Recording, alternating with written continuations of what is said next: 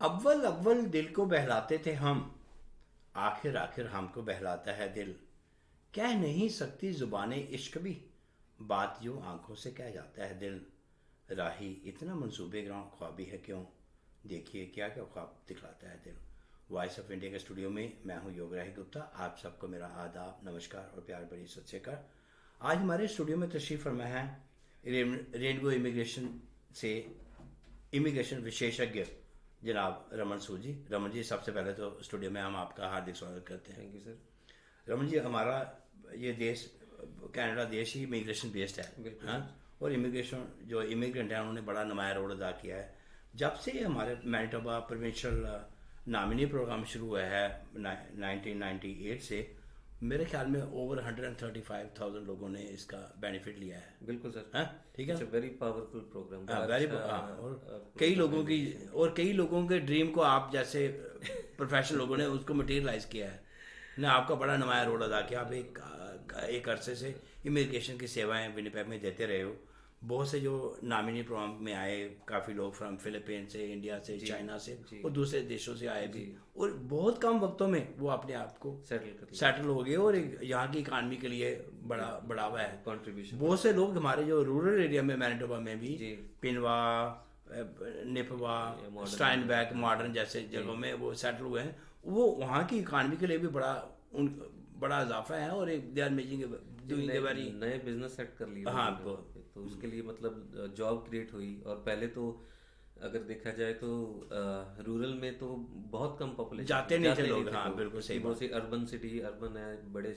Winnipeg is तो सबसे बड़ा सिटी तो विनिपेग ही है। तो नॉर्मली अभी जो आप देखोगे ओवरऑल डेवलपमेंट इतनी अच्छी हो रही है। इवन सेलकिर्क में देखो आप। बिल्कुल। हाँ, अभी तो लगता ही नहीं है कि वो आउट ऑफ विनिपेग है। बिल्कुल सही बात। तो रोज काम करने जाते हैं लोग जाते हैं। बिल्कुल। हाँ, उनके लिए रोजमर्रा की जिंदगी में कोई ट्रैवल करना कोई इतना बड़ी बात नहीं है। तो इवन स्वेयर बड़ा वेदर स्वेयर तभी तो अभी काफी फैल रहा है। देखो सेज क्रीक देख लो आप, कितने कैसे डेवलप हुआ। बहुत बहुत बढ़िया। देखो, तो this is the power of immigration. बिल्कुल सही बात। इमिग्रेट काफ़ी मेजर रोल अदा करे। जो लोग इकानमी इन्वेस्टर पे भी आए थे, उन्होंने भी काफ़ी अच्छा इन्वेस्ट किया। होटल्स खरीदे, हाँ, और स्टोर्स खरीदे। कई लोगों के लिए जॉब क्रिएट की उन लोगों ने। कई लोगों के लिए जॉब क्रिएट की। ट्रकिंग इंडस्ट्री देख लें। बिल्कुल। हाँ, सही बात है। कितने बड़े ब्राइट कंपनीज निकली हैं हमारी।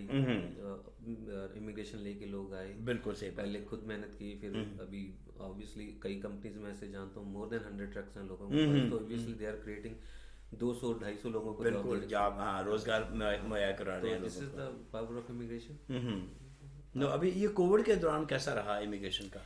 कोविड के लिए तो ओवरसीज का तो ऑलमोस्ट हॉल्ट पे ही था सारा प्रोग्राम। अच्छा। It was not working at like that. But inside Canada थे, स्टूडेंट्स थे, हमारे बच्चे जो पढ़ाई कर रहे थे, उनकी पीएनपी, परमानेंट रेजिडेंट, कोई इनसाइड कनाडा काफ़ी था काम, बिजी था। तो ये नहीं कह सकते कि फ्री थे। It's very busy during that period as well. तो मुझे एक बात मैं कहूँगा, जैसे अनलाइक अदर पीपल, आपके माध्यम से, आपकी रेनबो इमिग्रेशन से बहुत से लोगों को वो अप्रूवल मिलती है, लेकिन आप कभी हाईलाइट नहीं करते हो, आप बताते नहीं हो। सर, मेरे क्लाइंट्स हैं, मेरे वर्ड ऑफ माउथ स्प्रेड, मेरी फैमिली है, वो एज ए फैमिली है मेरे क्लाइंट्स। तो जो वर्ड ऑफ माउथ है, जो रेफरेंस है, so it's very very strong. तो कभी कभी तो मुझे इंटेरियो से और बीसी से और the different part of the Canada से, इवन यूएसए से कॉल्स आती हैं। तो दैट इज ए रेफरेंस। और वो कॉल्स मैच्योर होने वाली होती हैं। दीज आर, वो ऐसा नहीं है कि सिर्फ इन्फॉर्मेशन ली या ऐसा। तो दे आर मैच्योरेबल इनफ। तो मोस्ट ऑफ द क्लाइंट्स 80% वो मैच्योर होती हैं। अच्छा। अगर हम उस पर काम करते हैं तो हाईलाइट जितना होना चाहिए। आप में वो जज्बा नहीं। मैं देखता हूँ कि बड़ा बिजनेस को बढ़ावा दें, लेकिन ये नहीं है कि आप रिफ्यूज करते हो। नहीं, मना नहीं करता sir actually. But Gupta ji, marketing की एक स्ट्रेटजी है, और मेरी मार्केटिंग स्ट्रेटजी हमेशा से ही ये रही है कि performance, that's it. If you perform well तो वो that is the answer to anything. तो अगर परफॉर्मेंस अच्छी है आपकी, बिजनेस की परफॉर्मेंस अच्छी है, क्लाइंट सेटिस्फाइड है, तो मल्टीप्लाई होते जाएगा। Oh, definitely word of mouth spread होता है। नहीं, आपने बहुत कम अरसे में आप इतने अच्छे मुकाम पे पहुंच गए, और बहुत से लोगों के साथ जिनकी आपने हेल्प की है यहाँ सेटल करने के लिए, बड़े अच्छे पारिवारिक संबंध भी हो गए आपके। बहुत अच्छे हैं। हाल ही में जो कनाडा गवर्नमेंट ने जो ये एक्सप्रेस एंट्री के बारे में थोड़ी चेंज की, उसके बारे में थोड़ा विस्तार से बताएं हमें। पहले हमें ये बताएं एक्सप्रेस एंट्री प्रोग्राम है क्या? एक्सप्रेस एंट्री जो है एक फेडरल गवर्नमेंट का प्रोग्राम है जो अच्छा।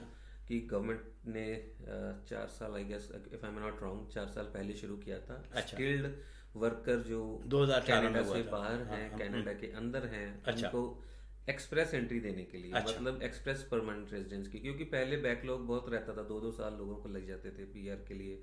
तो now express entry is online process, so online में थोड़ा इजी रहता है और जो इसकी प्रोसेस है बड़ी फास्ट हो जाती है। अच्छा। तो उसमें 3 चीज़ें बड़ी इंपॉर्टेंट है जब आप एक्सप्रेस एंट्री के लिए एप्लीकेशन लगाते हो, स्टूडेंट के लिए खास करके। तो सबसे पहले जो जो अगर मैं रिसेंट बात करूं, ये जो रिसेंट ड्रॉ आया है लाइक 75 पे आ गया, अनबिलीवेबल। कहाँ 400, 450, 500? हाँ। तो उसमें क्या हुआ कि जिस भी स्टूडेंट या वर्कर जो कनाडा में है, तो उसने 1 साल का एक्सपीरियंस कैनेडियन गेन किया, नॉक लेवल 0 या ए या बी। अब नॉक लेवल क्या है? किसी भी ऑक्यूपेशन को डिनोट करने के लिए उस पे उसका एक लेवल सेट किया गया। अच्छा। सो NOC 0 या O बोल देते हैं जिसको, that's a highly skilled jobs. उसके बाद A आ जाती हैं, वो स्किल्ड जॉब्स है। जो B है वो है टेक्निकल और ट्रेड्स। अच्छा। तो अगर इन तीनों कैटेगरी में किसी ने 1 साल का एक्सपीरियंस गेन किया हुआ है और उसका CLB यानी लैंग्वेज इंग्लिश, फॉर आइल्स के मैं अगर बात करूं 6 चारों मॉड्यूल्स में, और CLB में बात करूं, सॉरी सेल्पिप में बात करूं तो 7 अच्छा। तो दिट इज वो एक लैंडमार्क सेट किया गवर्नमेंट ने। अगर वो अचीव कर लेता है तो he will be qualified to put the file into the express entry. वो पूल में जा सकते हैं। समझ गया। और जैसे ही आप पूल में जाते हो तो आप रैंकिंग सिस्टम है, गवर्नमेंट रैंकिंग देती है हर ड्रॉ में। तो अगर आपकी रैंकिंग इनफ है तो आप क्रैक कर जाते थे उसको, तो अच्छा। आपको इनविटेशन आ जाता बिल्कुल था समझ आ गया कि आप एप्लीकेशन लगाएं फर्दर, और आप डॉक्यूमेंट्स मांगेंगे, फीस मांगेंगे, तो आप पीआर की एप्लीकेशन गो थ्रू हो जाएगी आपकी। बट जिन बच्चों के फॉर एग्जांपल अगर 450 ऑन एन एवरेज 450 पे क्रैक कर रहा है एक्सप्रेस का ड्रॉ है जो, पर जिन बच्चों के 420, 380, 390, 390, 400 तक थे वो, but they still are in the pool. उन्होंने पूल में लगा रखा था अपने आप को। क्यों? लेकिन पहले तो वो इम्पॉसिबल लगता था, है ना? वो एक पॉसिबिलिटी थी कि अगर आपको जॉब ऑफर हो जाती है, LMIA आ जाती है, तो वो उसको 50 पॉइंट से आपका जो प्रोफाइल है वो बूस्ट कर जाता था। अच्छा। तो इस चक्कर में कई बच्चे, कई घोस्ट कंसल्टेंट बोलते हैं जिनको जो लाइसेंस नहीं है और भी है, तो वो LMIA का वो थोड़ा मिस यूज करते थे। अच्छा। स्टूडेंट्स को, तो that is a kind of exploitation. वो 50 पॉइंट बूस्ट करने के लिए बच्चे पैसे गाइडेंस प्रॉपर नहीं मिली, गाइडेंस भी नहीं मिलती थी। तो एक बड़ा इस सारे सिस्टम का क्या एक्सप्लॉइट हो रहा था कहीं ना कहीं। तो गवर्नमेंट ने बड़ा अच्छा एक स्टेप लिया कि जो भी पूल में है, whoever is waiting for the PR for the letter of invitation, चाहे उसके 100 पॉइंट्स हैं, चाहे 200 हैं, अच्छा। चाहे 250 हैं, तो वो जो लाइन पे थे ऑलरेडी, हाँ, जो ऑलरेडी जो पूल उसको बिल्कुल मिनिमम पे ले आए। तो कि जैसे ही आप एंट्री एक्सप्रेस एंट्री पूल में जाते हैं तो आपका score obviously it will be like 280। वो आपके फैक्टर, एज का फैक्टर है, वो आपको मिलेंगे, वो डेफिनेट रैंकिंग है। अच्छा। और आपकी जो 1 साल का एक्सपीरियंस गेन किया वो डेफिनेट रैंकिंग है, आपने लैंग्वेज स्कोर किया वो डेफिनेट रैंकिंग। तो ये मिला के ऑलमोस्ट सबके 75 से ऊपर ही थे। तो अच्छा। क्या हुआ, क्या जो भी पूल में थे उस टाइम पे लाइक 27,000 स्टूडेंट्स थे, वर्कर थे, तो उन सबको इनविटेशन आ गया गवर्नमेंट का। So this is the first step जो गवर्नमेंट हमें पिछले 1-2 सालों से कह रही है कि इमिग्रेशन को थोड़ा लिबरलाइज करेंगे, थोड़ा इसको फास्ट करेंगे। तो सबसे अच्छा स्टेप है कि कैनेडियन एक्सपीरियंस गेन किए हुए वर्कर और स्टूडेंट कनाडा में अगर PR हो रहे हैं तो वो अपने आप के लिए बेनिफिशियल तो है ही है, बट हम लोगों के लिए, आपके लिए, उसके लिए भी हमें स्किल्ड लेबर मिलेगी। आप ये बताएं कि व्हाट मेड गवर्नमेंट इतना बड़ा स्टेप लेने की, क्या नो बताइए क्या हुआ? देखिए पिछले 1-1.5 साल से जैसे कोविड-19 के हिट किया हुआ, सारे वर्ल्ड की इकोनॉमी को हिट किया हुआ, तो obviously Canada is not a apart from that. So वो भी हमारी इकोनॉमी सफर कर रही है। तो इमिग्रेशन चाहिए, लोग चाहिए टू वर्क ऑन। तो फैक्ट्री बंद पड़ी हुई हैं, वर्कर डर के मारे निकल नहीं रहे हैं, कोई इन्फेक्शन है, तो लोगों में एक डर का एक माहौल बना हुआ है। तो उस वजह से जो इमिग्रेशन, अभी इमिग्रेंट्स आएंगे तो they will have a, obviously जब आप वर्क परमिट में होते हो तो आपके पास लिमिटेड ऑप्शंस होती हैं। बिल्कुल सही बात। अगर आप इमिग्रेशन होगी आपकी, इमिग्रेंट हो गए, तो प्रोबेबली बहुत लोग हैं जो ऐसे हैं जिनके पास जो इन्वेस्ट करना चाहेंगे, जो बिजनेस खरीदेंगे, जो रन करेंगे नई इंडस्ट्री, नई बिजनेस, नई अपॉर्चुनिटीज क्रिएट करेंगे। तो इमिग्रेशन परमानेंट रेजिडेंट के पास आपको पता है कि हर तरह की अपॉर्चुनिटी है, वो कुछ भी अपना स्टार्ट कर सकता है, कुछ भी कहीं भी गेन कर सकता है किसी चीज में। तो ये चीज जो है वो वर्किंग फोर्स इकोनॉमी को, जो कैनेडियन इकोनॉमी है उसको, उसके लिए बड़ी एक बहुत अच्छा एफर्ट है। और you will see the result in coming 2 years। आप देखोगे 2-2.5 साल में बूम आएगा हर जगह। तो ये कोविड को ओवरकम करने के लिए बहुत अच्छा स्टेप है। अच्छा अच्छा। और इसमें और क्या चेंजेस आई हैं? आप कह रहे थे बैकलॉग था एक ज़माने में काफ़ी, अभी बैकलॉग थोड़ा कम होगा। अभी बैकलॉग तो रहा ही नहीं होगा। जो जिस किसी का भी एक्सप्रेस एंट्री में पूल में वो वेटिंग में था, क्यू में था, तो he will get like everyone is invited for the permanent resident. नहीं, जो तो ये तो एक्सप्रेस एंट्री का था। जो लोग एक्सप्रेस एंट्री में नहीं थे उनके बारे में बताओ। जो एक्सप्रेस एंट्री में नहीं थे, वो जो नहीं लगा सकते, तो उनके लिए प्रोविंशियल नॉमिनी प्रोग्राम है। जैसे मैनिटोबा प्रोविंशियल नॉमिनी प्रोग्राम है, वैसे नोवा स्कोशिया में भी है, और कई और प्रोविंसेस हैं, तो बड़े स्टूडेंट्स वहाँ पे मूव किए। तो दैट इज अनदर बड़ी अच्छी ऑप्शन है कि इन जो प्रोविंसेस तो पहले जहाँ पे पॉपुलेशन कम थी, तो यहाँ वहाँ पे अपॉर्चुनिटीज क्रिएट करेंगे। वो उनको परमानेंट रेजिडेंस दे रहे हैं थ्रू नॉमिनेशन प्रोसेस। अच्छा। जैसे हमारा मैनिटोबा, तो मैनिटोबा प्रोविंशियल नॉमिनी, अगर आप ओवरव्यू करेंगे इसके 5-6 साल 10 साल पीछे बहुत से प्रोविंस से लोग मूव होके आए यहाँ। उसका रीजन क्या था? अभी स्टूडेंट्स बहुत आए हैं। अच्छा। क्योंकि provincial nominee program is very friendly और बड़ा हेल्पफुल प्रोग्राम है। क्योंकि इन्होंने किसी को डिस्करेज नहीं किया।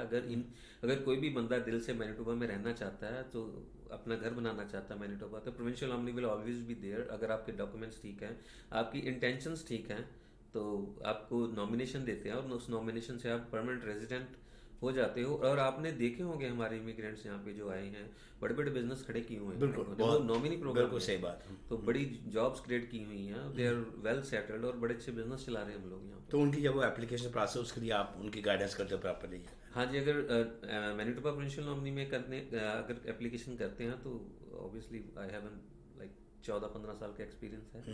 तो कहीं भी अगर कोई भी प्रोविंशियल नॉमिनी प्रोग्राम में जाना चाहता है, तो डेफिनेटली हम उसकी बड़ी मुझे बताएं, how long it take to the process को, कितनी देर लगती है? आप प्रोविंशियल नॉमिनी की बात करें, तो आजकल प्रोविंशियल नॉमिनी प्रोग्राम तो बड़ी जल्दी क्विकली कर रहे हैं, क्योंकि ऑफिसर्स नॉर्मली घर से काम कर रहे हैं आजकल। तो कई बार तो हमने देखा कि 1 वीक में ही नॉमिनेशन दे देते हैं। और बड़े कोऑपरेटिव हैं ऑफिसर, आई वुड से कि बहुत कोऑपरेटिव हैं। कहीं भी अगर जरूरत पड़ती है किसी को एक्सपीडाइट करने की किसी एप्लीकेंट्स को, तो they are very good at emails और हेल्प करते हैं। बड़े अच्छी तरह कोऑपरेशन करते हैं हमसे भी और एप्लीकेंट्स के साथ। कोई चैलेंजिंग मोमेंट आए हों आपकी लाइफ में? आप देखो, अब इमिग्रेशन से बड़े टफ केसेस वो भी आप डील करते हो, कोई एक आध चीज़ हमसे शेयर करें। चैलेंजिंग बड़े इंसिडेंट, अब तो फिर तो सारा दिन निकल जाएगा। कोई खास कोई बाकियों के लिए एक रोल मॉडल बन जाएगा, वो उदाहरण बन जाएगा। आप किस कैटेगरी में बात कर रहे हो? प्रोविंशियल नॉमिनी की बात में। तो इसमें एक मैं बात करता हूँ। एक एप्लीकेंट था, सो उसका थोड़ा न्यूरो प्रॉब्लम होगी। अच्छा। He was just like you, उसने काम अपना पूरा किया, he was meeting all the requirements whatever जो भी था। अच्छा। बट वो दिक्कत क्या आई कि वो 1 साल काम करने, उसने पीएनपी फाइल की, बट यहाँ पे उसका ट्रीटमेंट थोड़ा डिले, क्योंकि आपको पता है यहाँ पे अपॉइंटमेंट स्पेशलिस्ट की नहीं मिलती। तो उसके पेरेंट्स ने उसको इंडिया कॉल कर लिया। Obviously health is the most important issue. तो वो वहाँ पे गया, तो जब उसकी कॉल आई तो वो कॉल उठा नहीं पाया। तो ऑफिसर ने मुझे ईमेल की कि I was trying to call your client. अच्छा, आपने प्रोसेस किया था वो? हाँ जी। अच्छा। तो मैंने इसको मैंने भी ट्राई किया, तो प्रोबेबली वो किसी मेडिकेशन में होगा या कुछ, फ़ोन नहीं बात हो पाई। तो मैंने उसके बिहाफ पे ऑफिसर से कहा कि this was the problem, so that ये ऐसे हुआ, उसकी प्रॉब्लम ये है कि वो आ जाएगा वापस। तो उसने, ऑफिसर ने मुझसे सिर्फ ये बात कंफर्म की कि उसका एम्प्लॉयर है जो, वो उसको रिटेन करेगा काम पे। तो मैंने एम्प्लॉयर के साथ भी, तो मैंने उसको फ़ोन किया एम्प्लॉयर को कि ये है, तो he provided me a letter that's भी अच्छा एम्प्लॉय था, वो हम ऑलवेज उसको रिटेन करेंगे। अच्छा। तो आप देखें कि नॉमिनेशन उसको मिल गई, basically out of the way जाके ऑफिसर ने नॉमिनेशन दी उसको, क्योंकि वो यहाँ पे भी नहीं था, उसका पता भी नहीं था कब आ रहा है, उसका वर्क परमिट भी थोड़ा कम रह गया था, but he still rely. Raman ji, वो एक आपके जो प्रोफेशनलिज्म जो आपका बना था ना, that plays a major role. हाँ जी, वो एक रेपुटेशन बनी है ना आपकी कंपनी है, और वो ऑफिसर भी ये समझ रहा है बात कि वो they are motivating the provincial nominee program. तो अगर ये डिस्करेज कर देता है इस चीज़ को जेन्युइन रीज़न के लिए, तो उसको भी ऑफिसर तो बड़े अच्छे ऑफिसर्स हैं, बड़ी अच्छी आउट ऑफ द वे जाके भी आपको डिसीजन दे देते हैं कई बार। तो मेरा जो एक्सपीरियंस रहा है नॉमिनेशन के साथ से वेरी गुड। अच्छा, ऑलवेज। स्टूडेंट के बारे में बताएं, कैसा, how difficult it is, how long it take?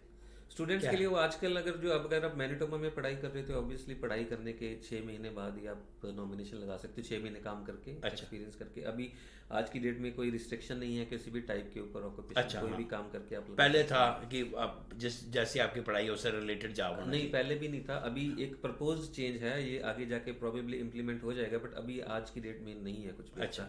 और ये जो प्रपोज्ड चेंज भी है, ये भी सिर्फ ओवरसीज स्टूडेंट्स के ऊपर ही है अभी। जो सॉरी, ओवरसीज कर रहा हूँ, I am wrong, out of province. अच्छा, आउट ऑफ प्रोविंस अगर आते हैं तो उनको 1 साल काम करना पड़ता है। अच्छा, तो एक प्रपोज चेंज गवर्नमेंट ने बनाया हुआ है एक, कि अगर स्टूडेंट्स आउट ऑफ प्रोविंस आके यहाँ पे काम करता है तो उसको अपनी फील्ड ऑफ स्टडी में, फील्ड ऑफ, अच्छा, उसका आउट ऑफ प्रोविंस से कोई आए उसको, उसकी लिस्ट दे रखी है वेबसाइट पे। अच्छा। बट अभी ये इम्प्लीमेंट नहीं हुआ, और प्रोबेबली कोविड की जो सिचुएशन है, अगर ऑफिस खोलेंगे प्रॉपर फुल फंक्शनिंग में आ जाएंगे तो इम्प्लीमेंट हो भी सकता है। नहीं, एक बार जब 6 महीने के बाद वो उनको वर्क परमिट मिल जाता है काम करने के लिए? जी, जैसे ही आप पढ़ाई खत्म करते हो तो आपको पोस्ट ग्रेजुएट वर्क परमिट मिल जाता है, पोस्ट ग्रेजुएट वर्क परमिट। फिर अगर यहाँ पे पढ़ाई की हुई है मैनिटोबा में, तो आप 6 महीने काम करके पीएनपी लगा सकते हैं। वो how long it take after? अभी तो आज मैं देखूं तो आज एक हफ्ते 2 हफ्ते में नॉमिनेशन आ रही है, लोगों की पीएनपी आ रही है। तो नॉर्मली ये एक एवरेज टाइम है 3 महीने का। अच्छा, आजकल थोड़ा जल्दी हो रहा है क्योंकि officer is like working from home, so और वो जल्दी प्रोसेस कर रहे हैं, क्योंकि वर्क परमिट्स खत्म हो रहे होते हैं स्टूडेंट्स के। तो अगर नॉमिनेशन आती है तो they can renew their work permit, extend करवा सकते हैं। तो वो बड़ी सारे फैक्टर्स को देखते हुए वो जल्दी प्रोसेस कर रहे हैं। नहीं, कोविड को मद्देनजर रखते हुए जिन लोगों के पेरेंट्स, ग्रैंड पेरेंट्स आते थे, उसमें क्या इफेक्ट हुआ? आप परमानेंट रेजिडेंस की नहीं, जो अपने पेरेंट्स और ग्रैंड पेरेंट्स, देखो जिनके पास वीजा है ऑलरेडी वो आ सकते हैं, उनके लिए आप सुपर वीजा की बात कर रहे हैं? हाँ जी, जिनके पास ऑलरेडी वीजा स्टैम्प्ड है वो अपने पेरेंट्स को बुला सकते हैं। उनको एग्जेम्पशन है। और जो वो क्वारंटाइन के रूल्स हैं, क्वारंटाइन उनको फॉलो करना पड़ेगा। पर अभी अगर जिनके पास वीज़ा नहीं है, अगर इंडिया में है या पाकिस्तान में, कहीं भी out of the country, Canada बैठे हुए हैं, तो एप्लीकेशन हम कर सकते हैं। बट अगर कहीं पे अगर बायोमेट्रिक्स हो रहे हैं तो वो करवा सकते हैं, but it's a long process अभी। क्योंकि ये जो वीज़े हैं ये नॉन एसेंशियल वीज़े है, सुपर वीज़ा या विजिटर वीज़ा। तो इसको गवर्नमेंट अभी थोड़ा पीछे रख के काम कर रही है। तो जो एसेंशियल वीज़े हैं उनके लिए काम हो रहा है, क्योंकि एम्बेसीज भी फुल फंक्शन में काम नहीं कर रही है। ठीक। तो रमन जी, आपने बड़ी अच्छी इन्फॉर्मेशन हमसे शेयर करी। किसी को इमिग्रेशन संबंधी कोई जानकारी चाहिए हो या कोई सवाल हो, आपको कैसे वो रब्ता करें? आप मेरे ऑफिस आ सकते हो। वीकडेज में हम लोग 10 to 6 ऑफिस में मैं काम करता हूँ। मेरे ऑफिस का नंबर है 204-202-7900। Rainbow immigration. ये एड्रेस बता दें। यूनिट 115 1730 लीला एवेन्यू। और अगर मेरे सेल पे आप कॉल करना चाहते हो तो 204-599-0713। अगर कहीं भी मैं कॉल ना ले पाऊँ तो टेक्स्ट छोड़ सकते हैं मुझे, I will come back to you. और कहीं भी आप मुझे ईमेल कर सकते हो info@rainbowimmigration.ca पे। तो हम लोग डेफिनेटली दिन ख़त्म होने से पहले आपको ईमेल का जवाब जरूर दे के जाएंगे। रमन जी, आपका इतने शॉर्ट नोटिस में हमारे स्टूडियो में आने के लिए आपका बहुत बहुत धन्यवाद सर। हम चाहेंगे आप आइंदा फिर किसी और मौजू पे हम बात करें। जरूर। आपका भी वॉइस ऑफ इंडिया के साथ जुड़ने के लिए बहुत बहुत शुक्रिया।